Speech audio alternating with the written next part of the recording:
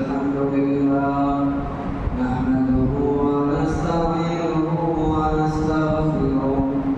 ونعوذ بالله من شرور أنفسنا ومن سيئات أعمالنا من يهده الله فلا مضل له ومن يضلل فلا هادي له وأشهد أن لا إله إلا الله وحده لا شريك له وأشهد أن محمدا عبده ورسوله يا أيها الذين آمنوا اتقوا الله حق تقاته ولا تموتن إلا وأنتم مسلمون يا أيها الناس اتقوا ربكم الذي خلقكم من نفس واحدة وخلق منها زوجها وبث منهما رجالا كثيرا ونساء واتقوا الله الذي تساءلون به والأرحام إن الله كان عليكم رقيبا يا أيها الذين آمنوا اتقوا الله وقولوا قولا سديدا يصلح لكم أعمالكم ويغفر لكم ذنوبكم ومن يطع الله ورسوله فقد فاز فوزا عظيما أما بعد فإن خير الحديث كتاب الله وخير الهدي هدي محمد صلى الله عليه وسلم وشر الأمور محدثاتها وكل محدثة بدعة وكل بدعة ضلالة وكل ضلالة في النار أعوذ بالله من الشيطان الرجيم بسم الله الرحمن الرحيم يا أيها الذين آمنوا قوا أنفسكم وأهليكم نارا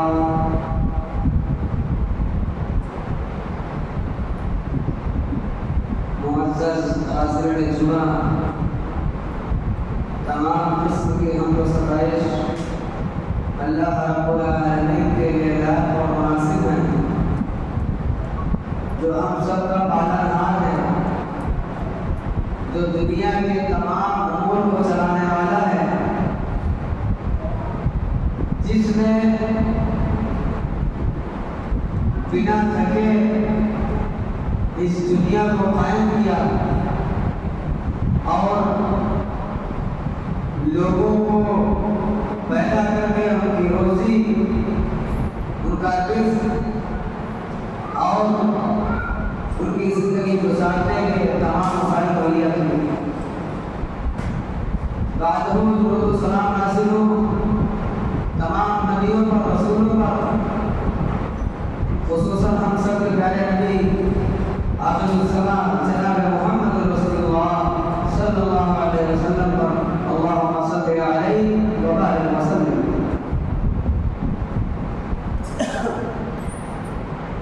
حاضرین پچھلے خطبہ جمعہ میں اولاد کی تربیت کے متعلق کچھ باتیں پیش کی گئی تھی اور کچھ نکات رہ گئے تھے بتایا گیا تھا کہ آنے والے جمعہ میں انشاءاللہ تفصیلی گفتگو کی جائے گی اللہ رب العالمین سے دعا ہے العالمین ہمیں حق بات آپ تک پہنچانے کی توفیق عطا فرمائے اولاد یہ دنیا کی ایک عظیم نعمت ہے جو یقینی معنوں میں اللہ رب العالمین کی طرف سے اس کے بندوں کو ملتی ہے اور یہ ایسی نعمت ہے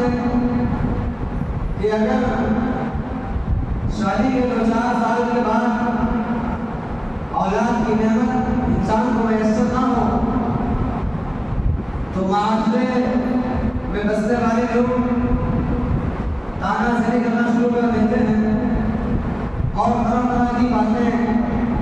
ایک دوسرے کو بتلانے لگتے ہیں،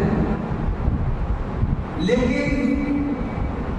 یہ نعمت اللہ رب العالمین کی جانب سے جب بندے کو دی جاتی ہے، جب اللہ رب العالمین اپنے بندے کو نواز دیتا ہے، تو پھر بندے کے اوپر ذمہ داریاں بھی عائد ہوتی ہیں۔ اس کی تربیت کیسے کرنی ہے، اس کو اچھا اور خراب، مناسب اور غیر مناسب کیسے بتانا ہے، اللہ رب العالمین ان تمام امور کو پیارے حبیب جناب محمد رسول اللہ صلی اللہ علیہ وسلم کے ذریعے ہم سب کو بتایا ہے۔ اللہ کی جانب سے نعمت مل گئی، اس سے پہلے کہ اس نعمت کے اندر وہ خرابی پیدا ہو، اولاد کے اندر بے رحمی اپنی جگہ بنا لے، یہ اولاد شیطان کا دوست بن جائے، اس سے پہلے ہمیں ہوش رامل لینا ہے اور اس کی تربیت کا انتظام کرنا ہے۔ پہلے بتایا گیا تھا بچہ جو بھی پیدا ہوتا ہے وہ فطرت اسلام پر پیدا ہوتا ہے، موحد پیدا ہوتا ہے، لیکن والدین کی ذمہ داری ہوتی ہے کہ بچہ جس فطرت پر پیدا ہوا ہے ابھی اس کی فطرت چھپی ہوئی ہے، کبھی ہوئی ہے، جس طریقے سے بچہ دھیرے دھیرے پروان چڑھ رہا ہے اس کے اندر چھپی ہوئی فطرت کو ابھارنا یہ والدین کی ذمہ داری ہوتی ہے۔ اس سے پہلے بتایا گیا تھا کہ بات موسیٰ اور خضر علیہ السلام سے جو ان کو نصیحت ملتی ہے وہ یہی تھی کہ سب سے بڑی تربیت جو ہے وہ والدین کا صالح ہونا، نیک ہونا، یہ انتہائی ضروری ہے۔ اگر والدین صالح اور نیک نہیں ہے تو یہ امید بیجا ہے کہ ان کی اولاد بھی راہ راست کو اپنائے گی، کیونکہ اولاد نہیں کچھ کرتی ہے جو اپنے والدین کو کرتے ہوئے دیکھتی ہے، جو والدین اس کو بتاتا ہے۔ اور واقع موسیٰ اور واقع خضر علیہ السلام میں اس بات کا ذکر کیا گیا، وہی باپ کی صالحیت کا ذکر کیا گیا، ماں کا ذکر نہیں کیا گیا۔ تو اس سے بات سمجھ میں آتی ہے کہ بچے کا پہلا مدرسہ ماں ہوتی ہے، لیکن باپ ہی اس کے بعد بڑا اہم درجہ رکھتا ہے۔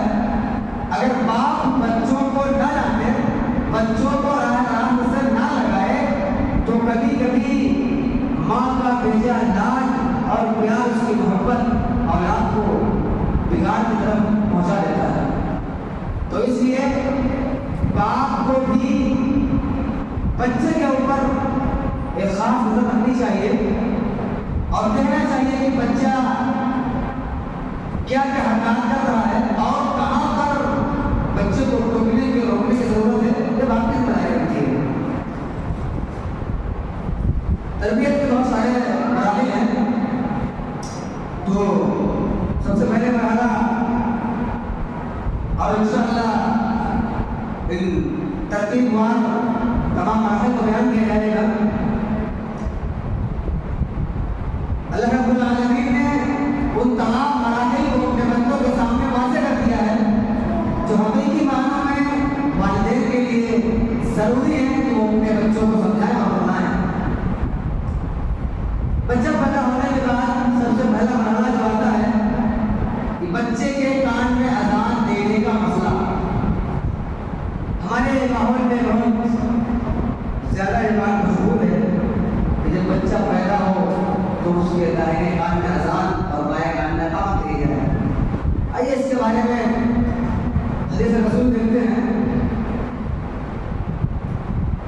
عن عبید اللہ بن ابی رافع عن ابیہ قال رأيت النبي صلى الله عليه وسلم أذن في أذن الحسن بن علي حين ولدته فاطمة۔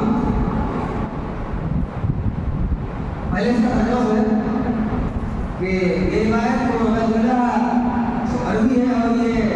اپنے باپ سے روایت کرتے ہیں، رافع سے، وہ اپنے باپ سے کہتے ہیں کہ میں نے نبی کریم صلی اللہ علیہ وسلم کو دیکھا کہ آپ نے حسن رضی اللہ تعالی عنہ کے کان میں اذان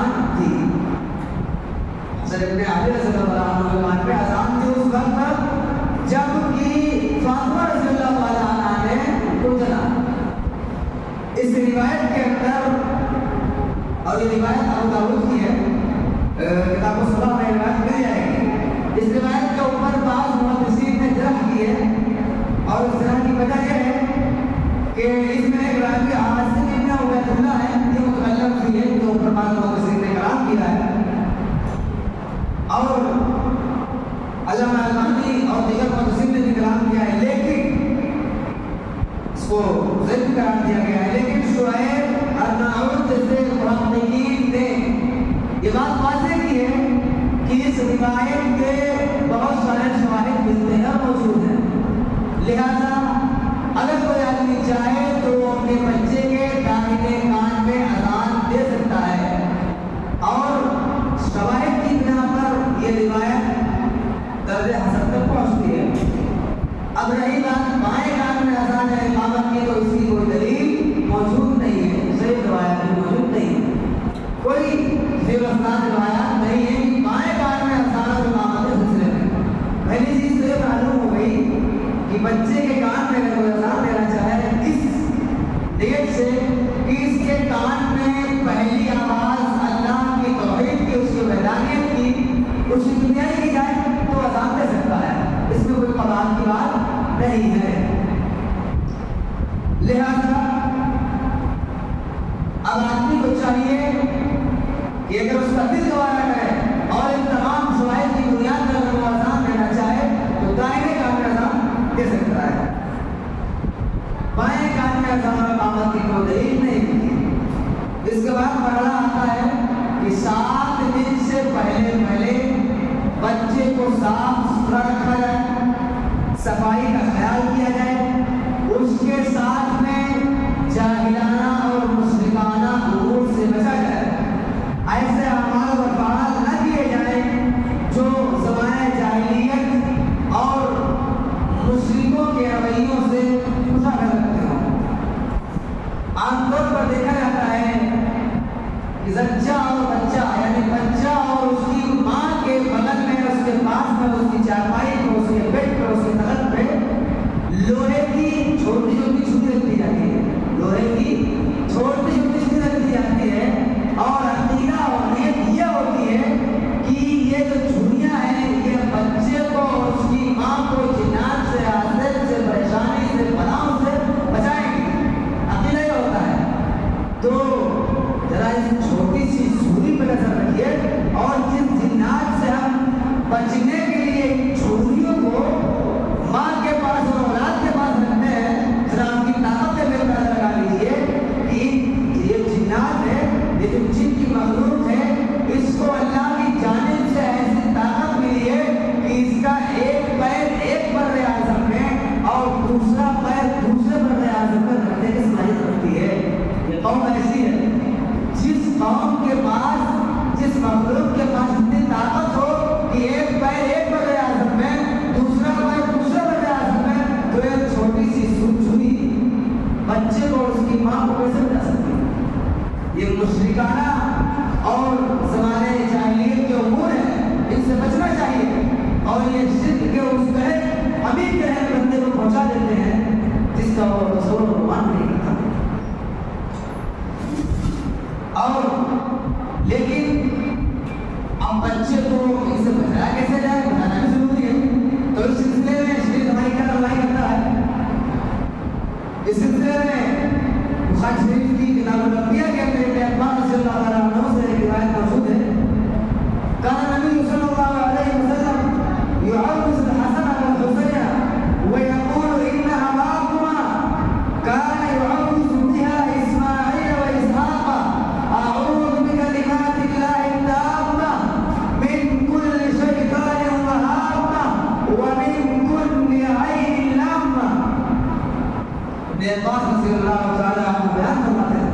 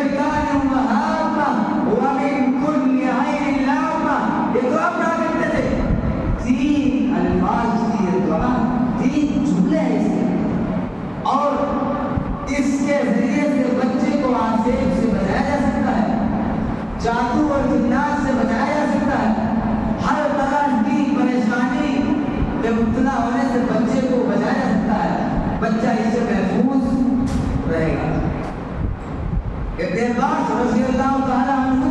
بیان فرماتے ہیں کہ نبی کریم صلی اللہ علیہ وسلم حسن اور حسین کو دونوں کو اپنے سامنے بٹھاتے اور تعوذ کیا کرتے تھے تاکہ بچہ اس معوذ کی وجہ سے محفوظ رہے، جنوں سے، ان کے شر سے اور اس طریقے سے جادو وغیرہ سے۔ نبی کریم صلی اللہ علیہ وسلم نے تعوذ کیا اور یہ نہیں بتلایا کہ انبیاء کی سنت ہے، اس کو اپناؤ، نہ کہ جاہلانہ اور مشرکانہ امور کو اپنایا ہے۔ لیکن تعوذ سے مسلمان کے ایک بڑے طبقے نے نہ جانے کیا سمجھ رکھا ہے اور یہاں تک کہہ دیا کہ تعوذ کا مطلب تعویذ ہوتا ہے جو اسی سے بنایا گیا ہے، یعنی کہ بنا لینا اور اس تعویذ کو ایک کپڑے میں لپیٹ کر کہیں تو گلے میں لٹکا لیتے ہیں تو کہیں کام میں ضامن بنا لیتے ہیں۔ یہ سب طرح طرح کی فضولیات لے کر کے آ گئے ہیں۔ اب جب بات تعوذ کی آ گئی اور تعویذ بھی اسی سے بنا ہے تو واضح کرتا چلوں کہ اللہ کے رسول نے فرمایا من تعلق تمیمۃ فقد اشرک، جس شخص نے تمیمہ یعنی تعویذ کو لٹکایا اس نے شرک کیا، اللہ کے ساتھ اس نے کسی کو پارٹنر بنایا۔ اب بعض لوگ کہتے ہیں کہ تمیمہ کے معنی شرک تعویذ نہیں ہوتا، تو آئیے ایک دوسری روایت آپ کے سامنے پیش کر دیتے ہیں۔ من تعلق شیئا وکل الیہ، کہ جو شخص کچھ بھی لٹکا لے وہ اسی کے سپرد کر دیا جاتا ہے۔ یہ بات یہ حدیث میں بتا رہی ہے کہ چاہے وہ ضامن ہو، چاہے وہ تعویذ ہو، چاہے اس میں قرآنی آیات ہی یا حدیث نبوی ہے لکھ کر کے لٹکائی کیوں نہ جائے، یہ درست اور جائز نہیں ہے، یہ حرام ہے اور یہ اللہ کے ساتھ جو کسی ذات کو شریک کرنا ہے، لہٰذا اس سے ہم سب کو بچنا چاہیے۔ اب تعوذ کیسے کیا جائے گا یہ بھی رہنمائی شریعت نے رہنمائی کر دی۔ اب اس کے بعد جو مرحلہ آتا ہے وہ آتا ہے 7ویں دن کیا کرنا چاہیے۔ اس سلسلے میں آپ کے سامنے حدیث کو گزار کرتا ہوں۔ اللہ کے نبی صلی اللہ علیہ وسلم نے ارشاد فرمایا الغلام مرتهن بعقیقته یذبح عنه یوم السابع ویسمى ویلحق رأسه۔ یہ ترمذی شریف کی روایت ہے۔ اللہ کے نبی جناب محمد رسول اللہ فرماتے ہیں کہ بچہ یہ اپنے عقیقے کے عوض سے گروی رہتا ہے تو 7ویں دن اس کی جانب سے جانور ذبح کیا جائے اور نام رکھا جائے اور اس کا سر رکھ دیا جائے۔ جس طریقے سے کوئی چیز کسی کے پاس گروی رکھ دی جائے تو گروی رکھی ہوئی چیز کو چھڑانے کے لیے ہمیں اس کو عوض میں کچھ دینا ہوتا ہے، کچھ رقم دینی ہوتی ہے، کوئی چیز دینی ہوتی ہے، تب وہ ہمیں چیز ملتی ہے۔ اسی طریقے سے یہ بچہ گروی ہوتا ہے اپنے عقیقے کے عوض میں، لہٰذا جب تک ہم عقیقہ نہیں کرتے تب تک کہ بچہ گروی رہتا ہے۔ تو بچے کو گروی سے رہن سے آزاد کرانے کے لیے ضروری اور نہایت ضروری ہے کہ اس کا عقیقہ کیا جائے۔ بچہ رہن سے چھوٹ جائے گا۔ اور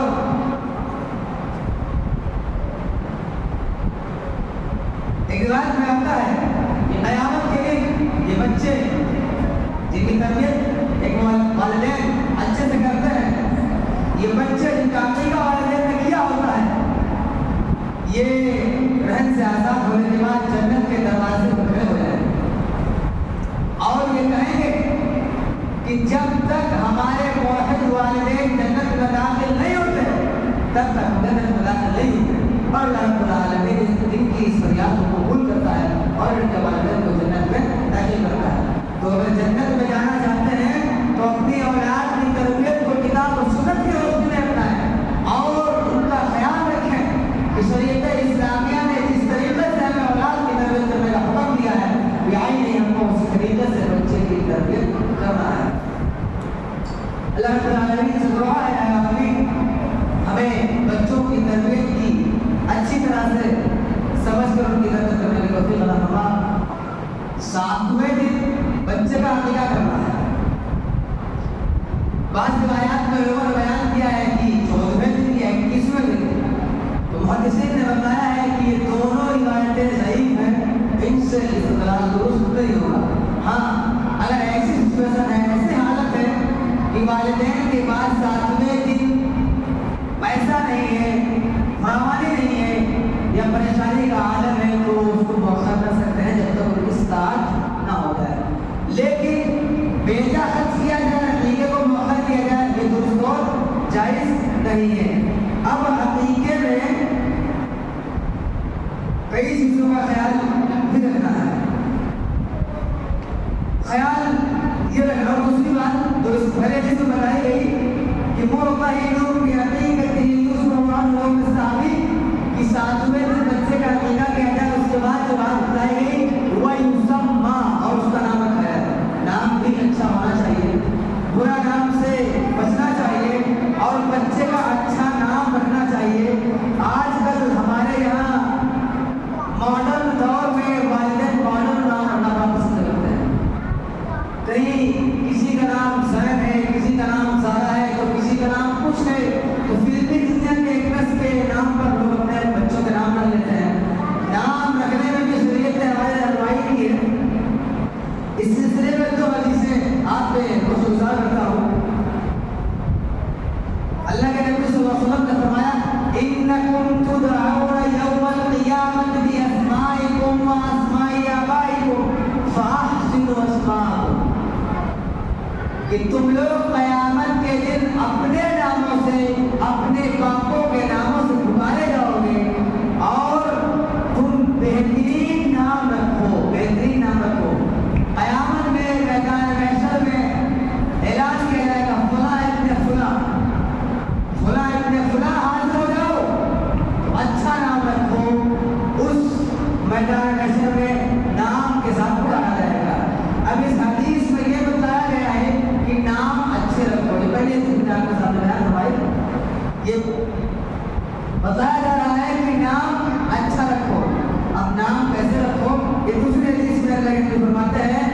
سموا باسماء الانبیاء واحب الاسماء الى الله عبد الله وعبد الرحمن واصدقها حارث وحمام واكبرها حرب ومرة۔ اللہ کے نبی فرماتے ہیں کہ تم نام رکھا کرو انبیاء کے نام پر، جو انبیاء کے نام ہیں انہی ناموں کو لازم پکڑو، اور انہی ناموں کے نام پر اپنے بچوں کے نام رکھا کرو۔ اور اللہ کو سب سے زیادہ نام پسند ہے وہ عبداللہ اور عبد الرحمن ہے، واصدقها، اور جو نام زیادہ اچھے ہیں وہ حارث اور حمام ہے، اور جو نام برے ہیں وہ حرب اور مرہ۔ حرب کے بعد لڑائی جھگڑا، جنگ و جدال، قتال، تباہی بربادی، اور مرہ کا نام تلخی، کڑواہٹ، تو یہ نام برے ہیں، یہ نام رکھا کرو۔ تو نام رکھنے کے سلسلے میں بھی شریعت نے ہماری رہنمائی کی ہے۔ اس لیے جب کسی کا نام خراب ہوا کرتا تھا تو جناب محمد رسول اللہ صلی اللہ علیہ وسلم ان کا نام بدل کر دوسرا اچھا نام رکھ دیا کرتے تھے۔ لہٰذا اب آج کے ماحول میں علماء کی ذمہ داری بنتی ہے کہ جن کے نام خراب ہیں، جن کے نام کے معنی غلط ہیں یا وہ درست نہیں ہے قرآن اور سنت کی روشنی میں، علماء کو چاہیے کہ ان کے نام کو تبدیل کر کے ان کا اچھا نام رکھ دیا۔ اب عقیقے کے اندر دو چیزوں کا خیال رکھنا ہے۔ لڑکے کی جانب سے 2 بکریاں، لڑکی کی جانب سے 1 بکری۔ حدیث کے اندر اللہ کے نبی صلی اللہ علیہ وسلم نے فرمایا ان الیہود تعض عن الغلام ولا تعض عن الجاریہ، یہودی یہ لڑکے کی جانب سے تو عقیقہ کیا کرتے تھے لیکن لڑکی کی جانب سے عقیقہ نہیں کرتے تھے، کیونکہ یہ لڑکی کی پیدائش کو عار سمجھتے تھے، اپنی بے عزتی کا سبب سمجھتے تھے، اور یہ سمجھتے تھے کہ یہ ذلتوں اور رسوائی کو لے کر کے آئی ہے، اس لیے بچی کا عقیقہ نہیں کیا کرتے تھے۔ تو اللہ کے رسول نے کیا فرمایا فَأُقْوَ عَنِ الْغُلَامِ شَاتَيْنِ وَعَنِ الْجَارِ شَاتَيْنِ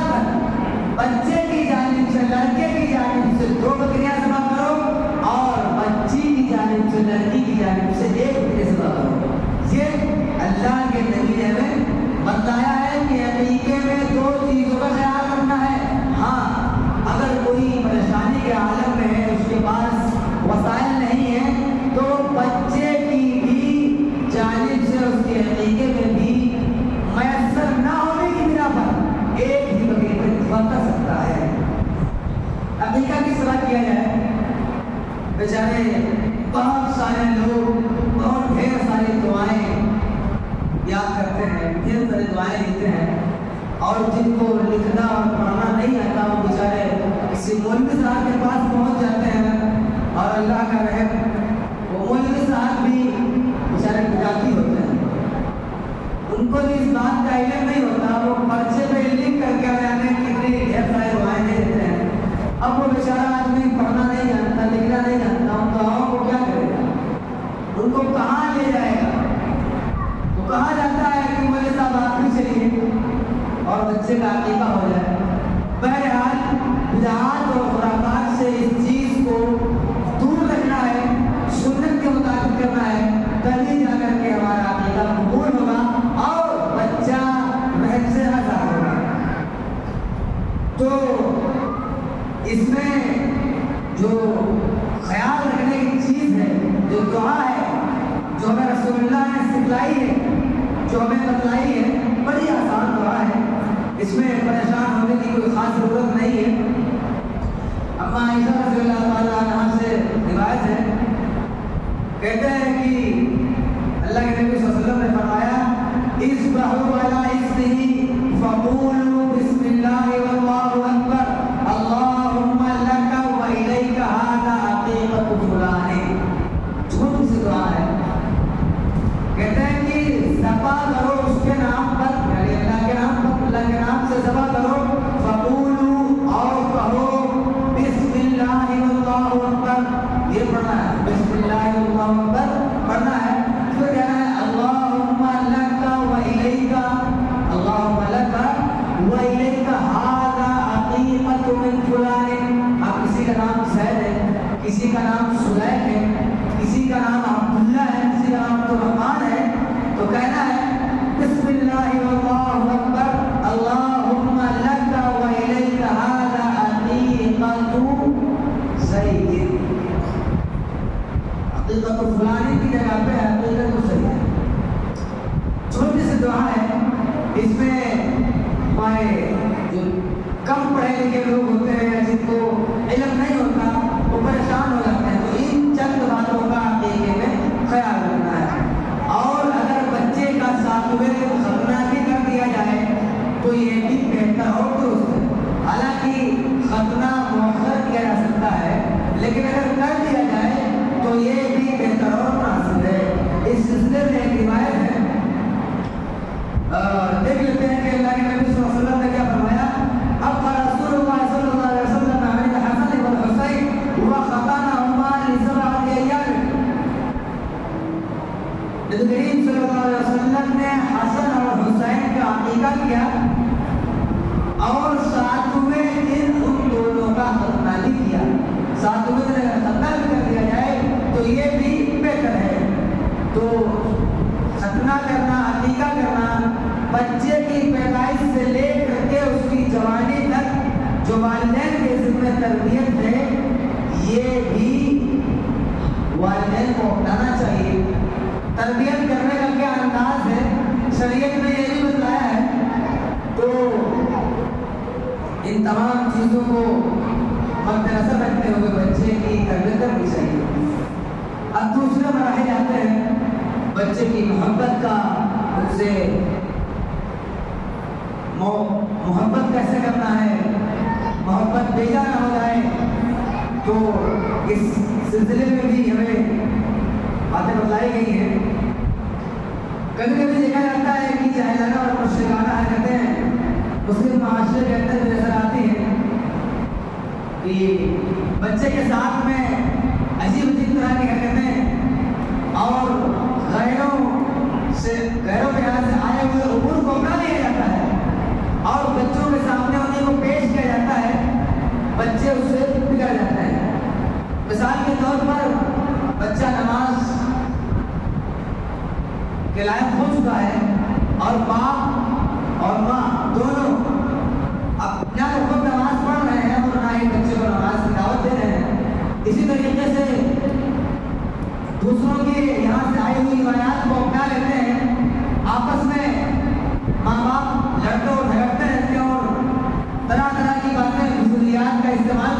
گالی گلوچ کرتے ہیں، اس سے بھی بچے کو